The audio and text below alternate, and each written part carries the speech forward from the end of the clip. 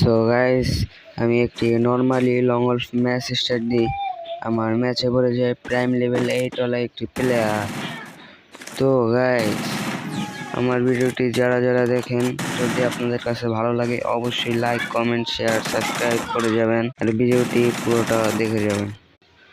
তো আমার টিমমেট চলে যারা আসে, আমি পিছন থেকে কভার দেওয়ার চেষ্টা করি, কিন্তু আমি কাউকে রেঞ্জে পাচ্ছি না।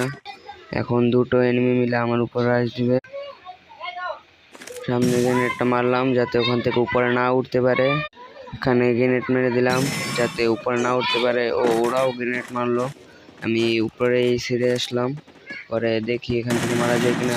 একটাকে হেডশট দেওয়ার চেষ্টা, কিন্তু পারলাম না। অস্থির লেভেলের মুভমেন্ট দিয়ে পিছনে গিয়ে ভাই কভারে চলে গেলাম। গাইস, একটা রাশ দিছে। অস্থির লেভেলের হেডশট। আর একটা এখনই আমার উপর রাশ দেবে। আমি কি ওকে মারতে পারবো গাইস? যদি মারতে পারি অবশ্যই লাইক, কমেন্ট, শেয়ার, সাবস্ক্রাইব করে যাবেন। গাইস, জাতা দিয়ে মেরে ফেললাম ওকে। ম্যাচটা